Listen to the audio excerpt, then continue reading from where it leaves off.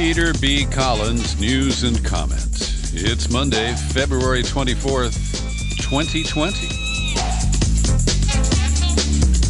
I have an important message for my peers. Okay, boomers, it's time to deal with your Berniephobia. On the heels of a dramatic win in the caucuses in Nevada on Saturday, Bernie Sanders is now officially the front runner. The projections show that next Tuesday, 8 days from now, on Super Tuesday, with California and many other states voting, Bernie Sanders may sew up an unstoppable lead. It's an open question whether he is on track to score a majority of the pledged delegates and win the nomination on the first ballot at the convention in Milwaukee. But opponents, including Deep Pockets' Mike Bloomberg, are quite concerned that Sanders is rolling up an insurmountable lead. So there were problems with the vote count in Nevada on Saturday. And it's interesting because as compared to Iowa, the television networks that I was screening didn't really put up much of a fuss. They did note that the vote count was coming in extremely slowly. And at the end of the night, 10 p.m. Pacific, when Wolf Blitzer signed off, for, I think it was Wolf, for CNN, they only had about 23% of the vote tallied. And even on Sunday morning, it had only reached 60%. Well, I'm holding a report, 96.28% of the precincts reporting. This was published at 10 a.m. Pacific time on Monday. Bernie Sanders, 40% of the vote. Joe Biden, less than half of that, 19%.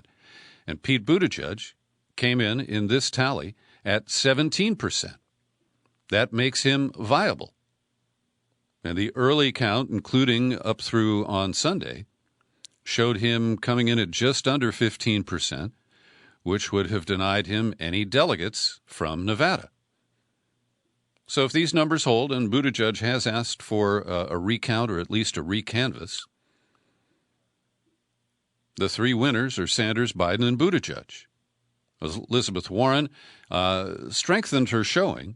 She came in at 11.5%, Klobuchar a mere 7.2%, and Tom Steyer, who dumped millions of his couple billion-dollar fortune into Nevada, came up with only 4%. So it's a very interesting outcome. And as I mentioned, there are questions about the validity of this count. And one of the things that arches my eyebrows and leads to some well-earned skepticism, you'll recall on Friday that I told you that under attack from Elizabeth Warren, Mike Bloomberg had announced that he would release 3 women from non-disclosure agreements.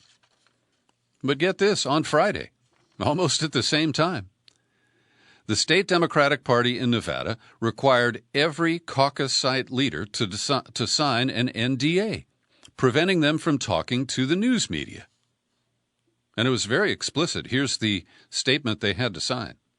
If I am a volunteer answering phones at the Nevada State Democratic Party or volunteering at an official event, I am a representative of the NSDP and am not authorized to speak to the press unless given permission by the executive director or communications director. There are no exceptions. And that's one reason the media really had nothing to report. Nobody would talk to them. And so they could not pursue any questions about problems that may have arisen. I did see a report unverified on Facebook that once again Trump supporters got a hold of the telephone hotline number that was used to report caucus results and jammed the phone lines. But this kind of secrecy in our elections. And Nevada was a point of contention 4 years ago when Barbara Boxer at one of the caucus sessions declared Hillary Clinton the winner, and a lot of Bernie bros got upset. And that wasn't the only anomaly in the caucuses in 2016. So now we have a lot of fretful Democrats. My Facebook newsfeed is full of them.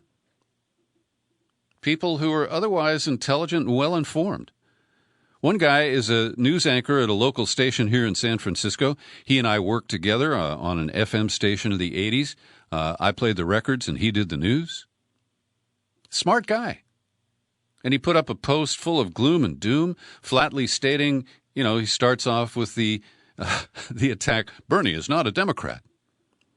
Then he said Bernie can't beat Trump, and went into a litany of his disagreements with Bernie Sanders, and concluded that this is a debacle for the Democrats. And it is that the numbers, the handwriting is on the wall. And as I mentioned, 8 days from now is Super Tuesday. And it's not just the numbers, it's also momentum.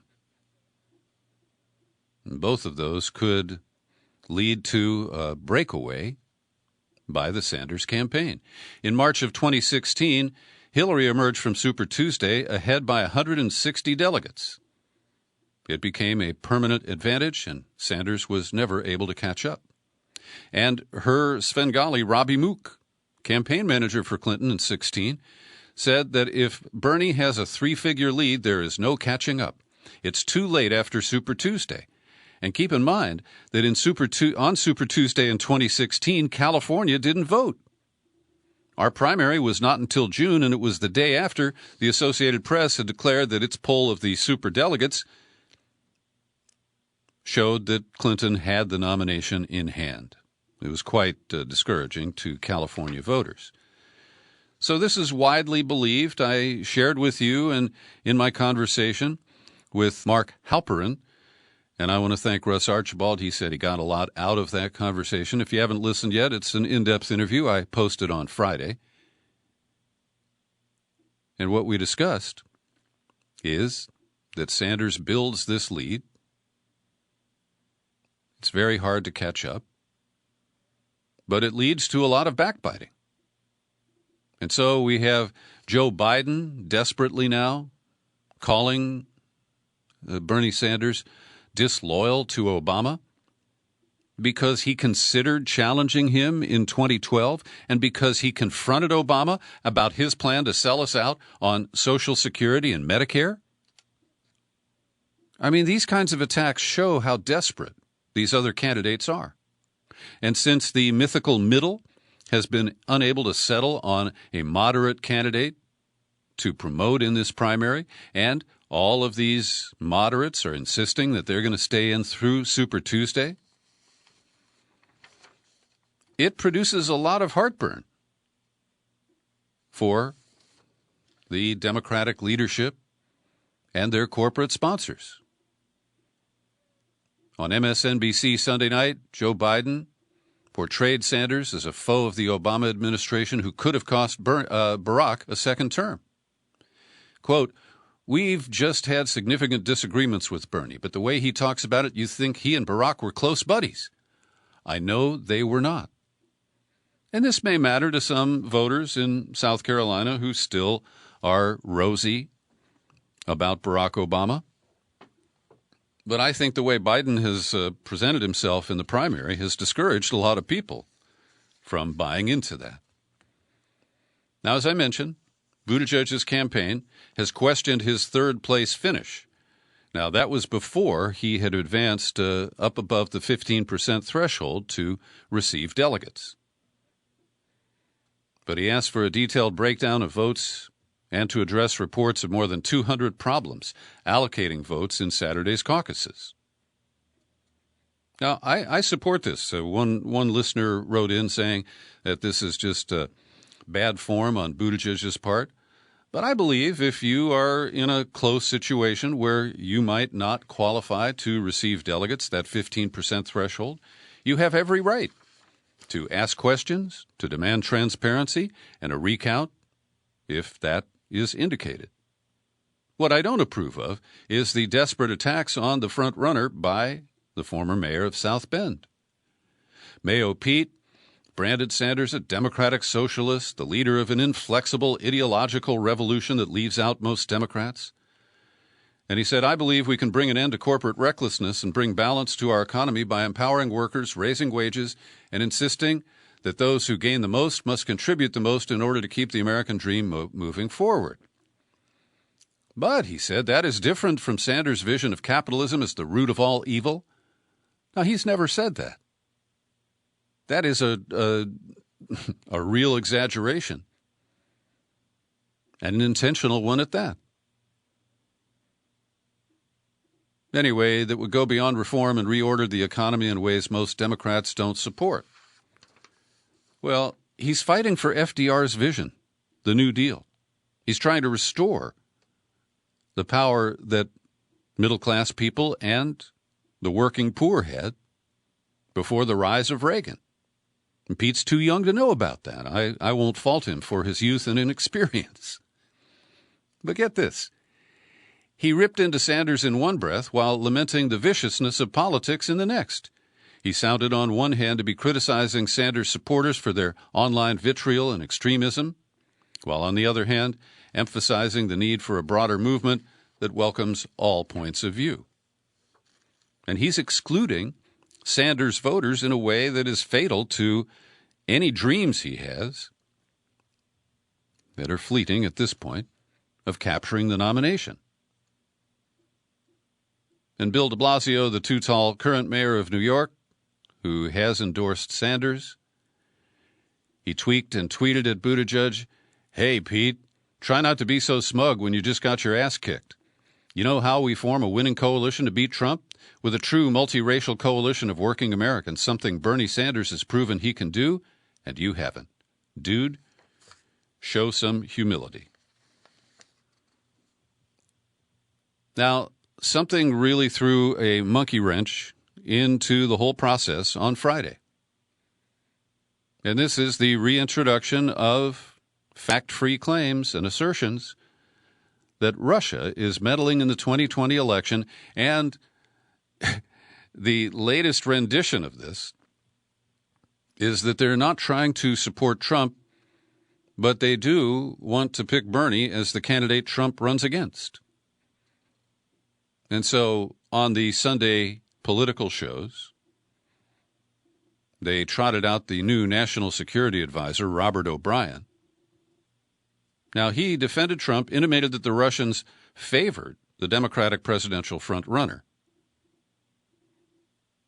And he went out of his way to say he'd never seen any intelligence suggesting the Russians are interfering on behalf of Trump.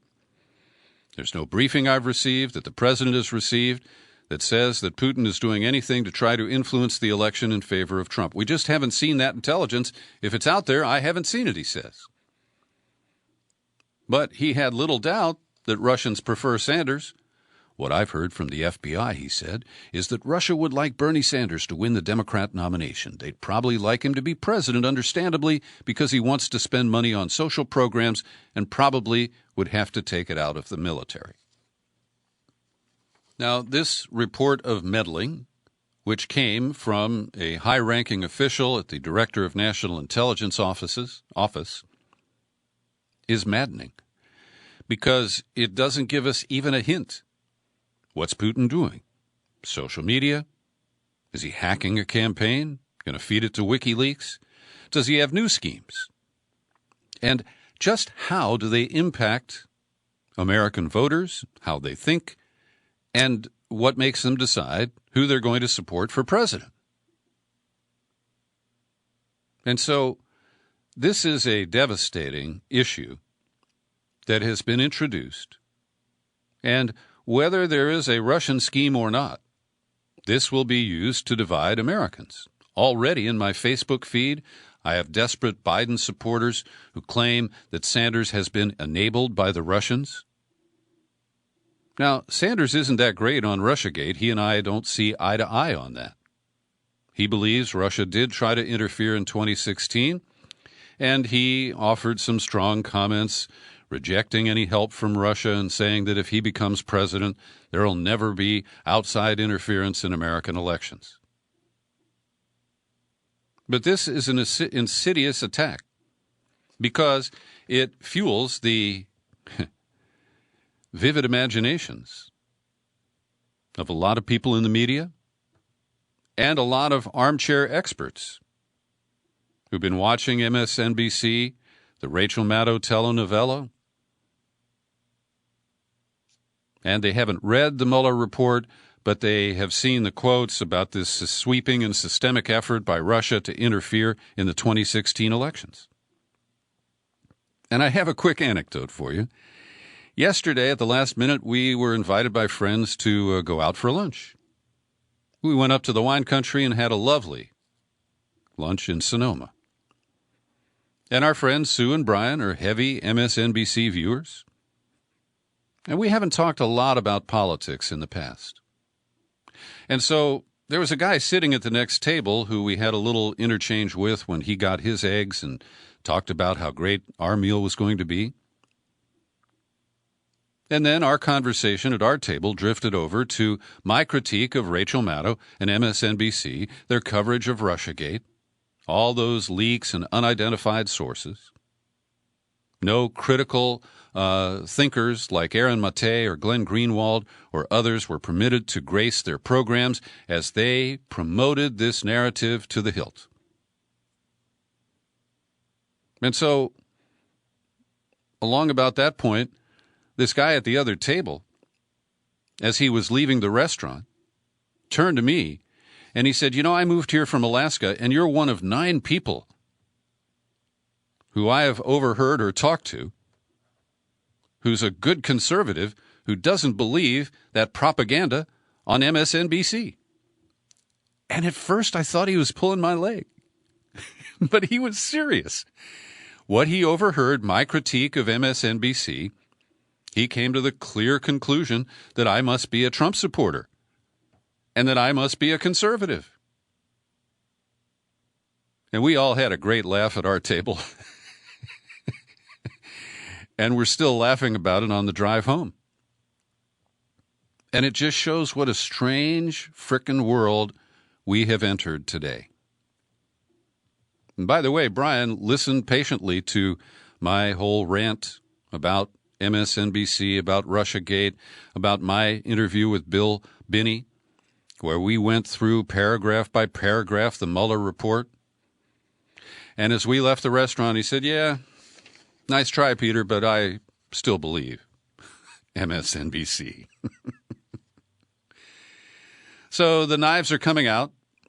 Bernie Sanders was on 60 Minutes last night. I thought he did a pretty good job. There was a lot of editing, so you can't quite see what his full comments might have been. But one of the things that Anderson Cooper played gotcha with is a 35-year-old comment from Bernie admiring the literacy program in Cuba under the Fidel Castro government. You can substitute the word regime if you are a mainstream media nut.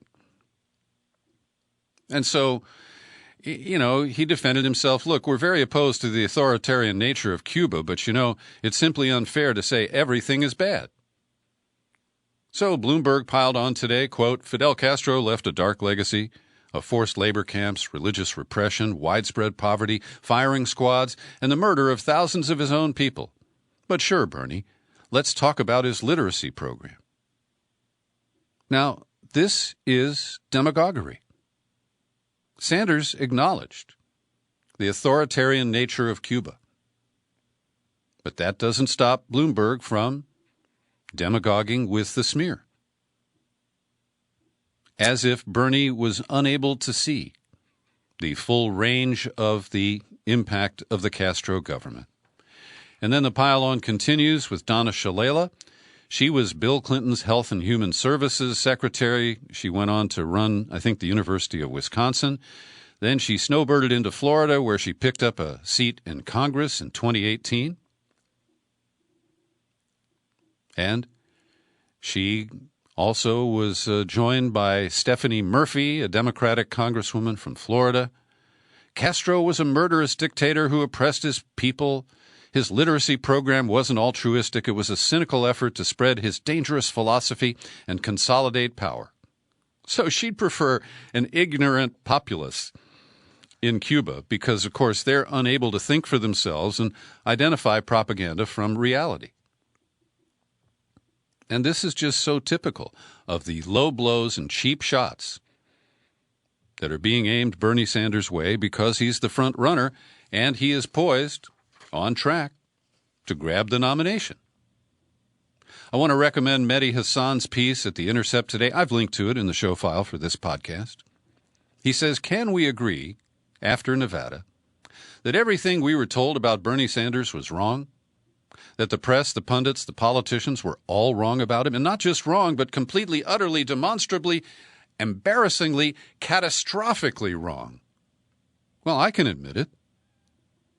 But a lot of my moderate friends who are deep in Berniephobia are not there yet. And Hasan writes, you'd have to go back to the invasion of Iraq in 2003 to find another example of where our political elites were so far out of step with reality. And he ticks off the issues. The claim that's been thundered across the media, he isn't electable. And maybe he wins the primary, but how about the general? Well, Sanders beats Trump by a bigger margin than any of his Democratic rivals. Hasan continues, forget national polls. What about the battleground states in the Rust Belt? Well, according to the latest polls, Sanders has a bigger lead over Trump in Michigan and Pennsylvania than all of his Democratic rivals. Despite his opposition to fracking, we've been told that Pennsylvania couldn't vote for Bernie because of that. And he's got the same 2-point lead over Trump in Wisconsin as Biden and Warren. Then the critics say he has a ceiling of his support. Well, he broke through the brown ceiling, if you'll accept that phrase, winning 70% of the Latino vote in Nevada. He's picked up big gains on black voters across the country, including in South Carolina. And the Culinary Workers Union that refused to endorse him because they objected to Medicare for All and the unproven claim that it would deny the current for-profit insurance plans to culinary union workers. Well, the rank and file ignored their leadership and turned out big time for Sanders. Also, I have linked to a piece from Axios under the byline of Jim Vandehey, headlined, The Evidence Doesn't Back Democrats' Panic That Bernie Can't Win. And so much of the fear and wailing, I believe, is based on the myth of the center.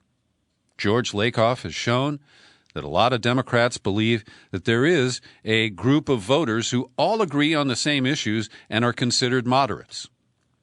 But some people are moderate on abortion, other people are moderate on taxes for the rich, other people are moderate on foreign policy. And there is no cohesive middle in American politics. It is an illusion created by polling. So at Axios, they say, a Quinnipiac poll last week showed Sanders beating Trump in Michigan and Pennsylvania. I just told you that. He's got more following on social media than his rivals. Socialism hasn't killed him. He quotes Peter Hamby, a Vanity Fair contributor, that bedwetting Democrats might have it all wrong. And Hamby says, instead of asking if Sanders is unelectable, ask another question. What if Sanders is actually the most electable Democrat? Many polls show that, but people don't want to believe that evidence when it conflicts with their bias. And here's a release from David Sirota at the Sanders campaign. I told you about Wisconsin, Michigan, and Pennsylvania.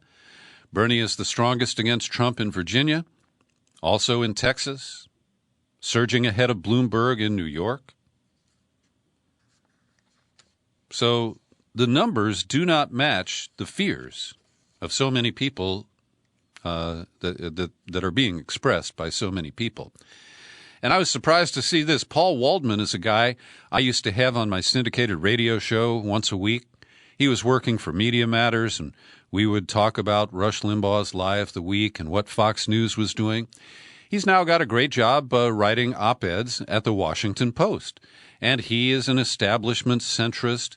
He was big for Hillary in 2016, and I invited him on this podcast last year, and he ducked it. So at any rate, His headline reads, "Democrats, stop freaking out about Bernie Sanders." And he stipulates that he is not currently backing Sanders and he'll write about his complex feelings later. But he says in response, Democrats are losing their minds. And he singles out Chris Matthews, who compared the Nevada win of Sanders to Nazis conquering France. And there's a lot of backlash about that on the internet these days. I knew Chris Matthews when he was just a lowly newspaper reporter. He was the Washington correspondent for the San Francisco Examiner. I first started talking to Chris Matthews in the early 90s when he didn't interrupt people. He was the guest, not the host. Then he got his TV gig, and, he is really afraid of Bernie Sanders, and he expresses it in some bizarre ways on a regular basis. And I agree with many that the time has come for Chris Matthews to access his fat retirement account and get the hell off television. I'm also struck by a very brief post written by Paul Krugman that showed up on the homepage of the New York Times late on Sunday. And the Times itself has run several editorials comparing Bernie Sanders to Trump. That he won't release his health records, that he's an authoritarian, blah, blah, blah. Well, Krugman is really succinct here. He says there are many things to say about Bernie Sanders being the clear favorite for the Democratic nomination, but the most important is that he is, all caps, not a left-leaning version of Trump. Even if you disagree with his ideas, he's not a wannabe authoritarian ruler. America under a Sanders presidency would still be America because Sanders is an infinitely better human being than Trump and because the Democratic Party wouldn't enable abuse of power the way the Republicans have. And if you're worried about his economic agenda, what's your concern? That he'll raise taxes on the rich partway back to what they were under Eisenhower? That he'll run budget deficits? Well, Trump is doing that already, and the economic effects have been positive. Krugman concludes, I'm more concerned about A, the electability of someone who says he's a socialist even though he isn't, and B, if he does win, whether he'll squander political capital on unwinnable fights like abolishing private health insurance. There we go again. Well, I think that is an important and clear statement from Professor Krugman. And the Times, which has produced a litany of complaints about Bernie Sanders, and really led the charge to try to block his ascent. This is a news column. Sanders, the Teflon candidate, faces new tests as a front runner. Sanders has the kind of vulnerabilities that make political opponents salivate, yet throughout his congressional campaigns, the primaries in 2016 and now his second run for the White House, one rule has defined the senator: nothing sticks.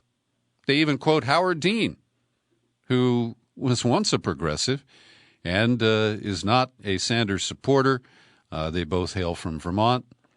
Any attempt to derail Bernie that I've seen has always blown up in the face of the derailer, says Howie Dean. Every day I pause for a second to thank the people who support my work here at the Peter B. Collins Podcast with your subscriptions. Great people like Raul Castillo, who just doubled his monthly contribution. Thank you, Raul.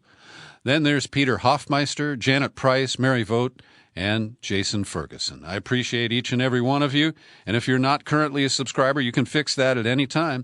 Visit peterbcollins.com, click on Become a Subscriber. That's under the menu tab, and you'll land on the sign-up page where you can decide what level of support is comfortable for you.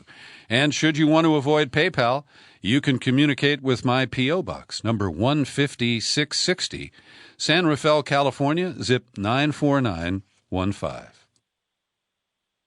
On to other news today.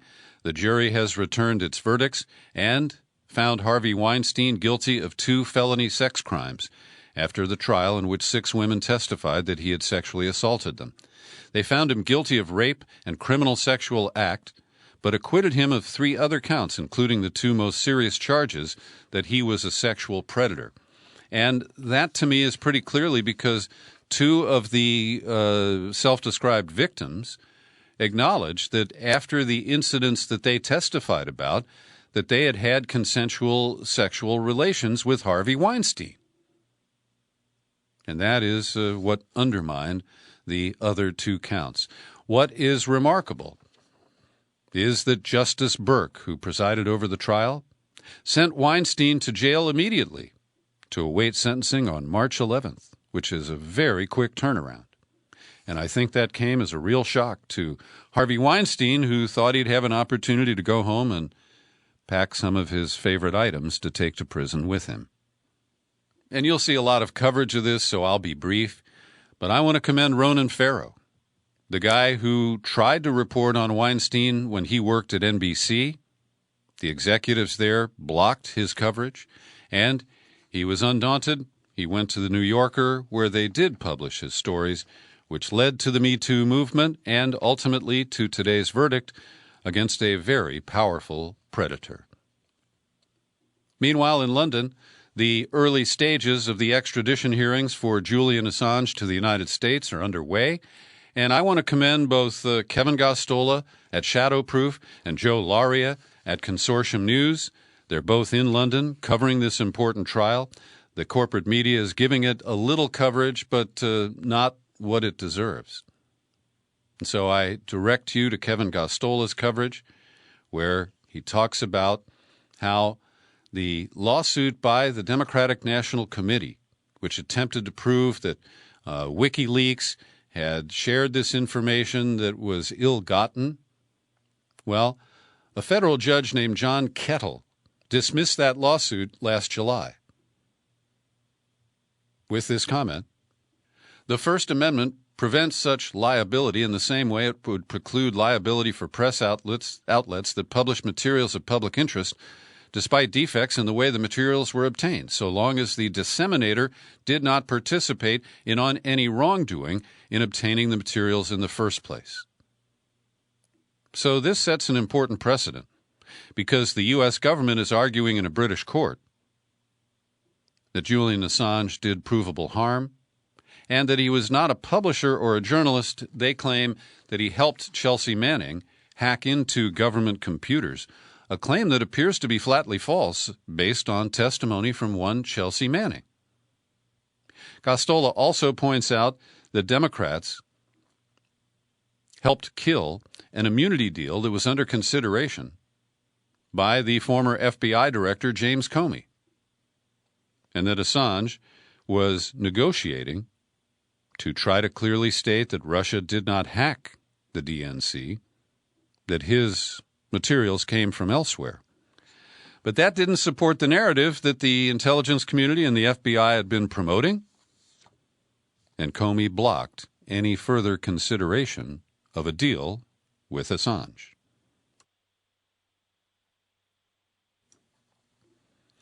So today, the U.S. government is making its case. Tomorrow, the defense, the Assange side, will present its arguments. And then the court goes into recess and they come back for further hearings that we are told will be scheduled for May sometime. So we'll continue to follow the coverage. And if you want more, go to Shadowproof or consortiumnews.com. It was a bad day on Wall Street. The Dow Jones Industrial Average dropped more than 3.5%. We're told this is driven by fears of an economic downturn due to the coronavirus. And those do seem to be reasonable concerns, as manufacturing in China has slowed almost to a halt, and that affects American supply lines. Airline and tech stocks were particularly hard hit. Delta, American Airlines lost more than 7%, while Apple fell more than 5% in early trading today. And it's not clear scientifically if this is a pandemic yet, but the spread now to 29 countries of the coronavirus is of grave concern, and it suggests that we have not hit the peak point.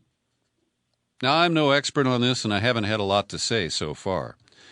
But I picked up an article from my friend Pepe Escobar, published at strategicculture.org, and I have linked to the article in the show file for today's podcast. And it's a question that is raised by Pepe Escobar based on commentary from Francis Boyle. And Professor Boyle, who teaches at the University of Illinois, has been a guest on this podcast before. He is the author of Biowarfare and Terrorism, the man who drafted the U.S. Biological Weapons Anti-Terrorism Act of 1989, And Dr. Boyle is convinced that the coronavirus is an offensive biological warfare weapon that somehow came out of the Wuhan BSL-4 laboratory, and he's not saying it was done deliberately. But I want to put this out there because we've been fed a lot of coverage about the coronavirus, and it is hard to trust our mainstream media. Pepe Escobar quotes Dr. Boyle, "All these labs by the United States, Europe, Russia, China, Israel, they're all there to research, develop, and test biological warfare agents. There's really no legitimate scientific reason to have BSL-4 labs. His research shows a $100 billion investment up to 2015 by the U.S. government on biowarfare research." And so I want you to be skeptical as you read the coverage that claims that, this is just caused by some birds at the open-air markets in China or something like that. It could be an orchestrated attack. And I'll just report one other bit of speculation. I listened briefly to Rush Limbaugh's show on the way to the secret studio this morning, and prompted by a caller, he said, those protests in Hong Kong have all stopped. Is that connected to the rise of coronavirus? I don't know. But it's worth asking the question. And finally today, I'm sorry to report that the government of Justin Trudeau has lost its patience, and they ordered the police to break up the blockade of a railway line in Ontario, which had been going on for about 2 weeks. It's a protest by one group of Canadian natives in support of another. They are supporting the Wet'suwet'en First Nation in British Columbia, who are fighting a 416-mile pipeline through their traditional territory. So there was a warning that came out that the activists had until midnight Sunday to leave their area or face arrest. And this morning, the cops moved in right after sunrise.